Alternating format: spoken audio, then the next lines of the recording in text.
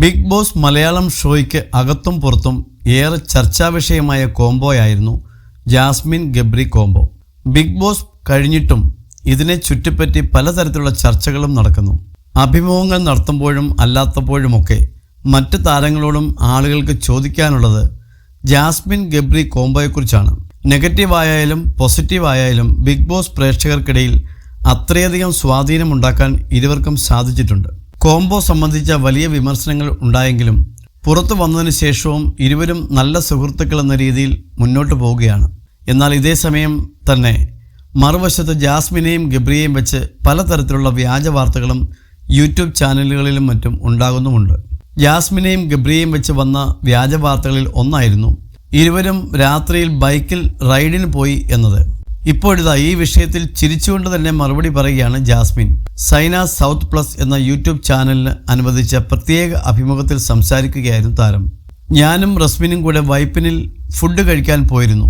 അവളുടെ മുഖം കാണിക്കുന്ന ഒരു സ്റ്റോറിയും അതോടൊപ്പം തന്നെ റസ്മിൻ ബുള്ളറ്റ് ഓടിക്കുന്ന വീഡിയോയുമാണ് ഞാൻ സ്റ്റോറിയാക്കിയത്.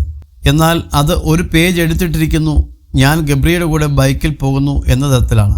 ഗബ്രിയുടെ കൂടെ ബൈക്കിൽ യാത്ര ചെയ്തെന്നും പറഞ്ഞ് ആരെങ്കിലും ഒരു സ്റ്റോറി ഇട്ടാൽ എനിക്കൊന്നുമില്ല. ബൈക്കാണെങ്കിലും കാറാണെങ്കിലും ശരി, ഗബ്രിയുമായി സഞ്ചരിച്ചു എന്ന് പറയുന്നതിൽ എനിക്ക് പ്രത്യേകിച്ച് ആക്ഷേപവും അധിക്ഷേപവുമില്ല.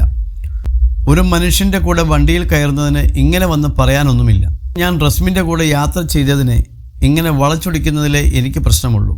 അറിയാത്തതും ഇല്ലാത്തതുമായി കാര്യങ്ങൾ പറയുന്നതിലേ എനിക്ക് പ്രശ്നമുള്ളൂവെന്നും ജാസ്മിൻ പറയുന്നു. ഗബ്രിയുമായി ഇപ്പോഴും നല്ല ബന്ധമാണ്.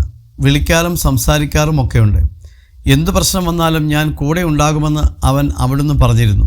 പുറത്തിറങ്ങിയിട്ടും അങ്ങനെ തന്നെ. ചിലരൊക്കെ ചോദിക്കുന്നുണ്ട്, ഇത്രയൊക്കെ വന്നിട്ടും നീ പഠിച്ചില്ലേ എന്ന്. അവനുമായുള്ള ബന്ധം എൻ്റെ ജീവിത അവസാനം വരെ ഉണ്ടാകും. ആ ചെറുക്കനെ ആളുകൾ എന്തൊക്കെ പറഞ്ഞു. ഞാൻ ഇറങ്ങിയപ്പോൾ എനിക്ക് ഒരു കൂട്ടം പോസിറ്റീവുകൾ ഉണ്ടായിരുന്നു.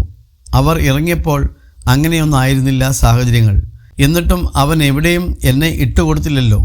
ഇത്രയും ആളുകൾ അതും ഇതും പറഞ്ഞിട്ട് എനിക്കൊരു കൈ തരുന്ന ഒരു പയ്യൻ്റെ അടുത്ത് ഞാൻ എന്തിനു മിണ്ടാതിരിക്കണം?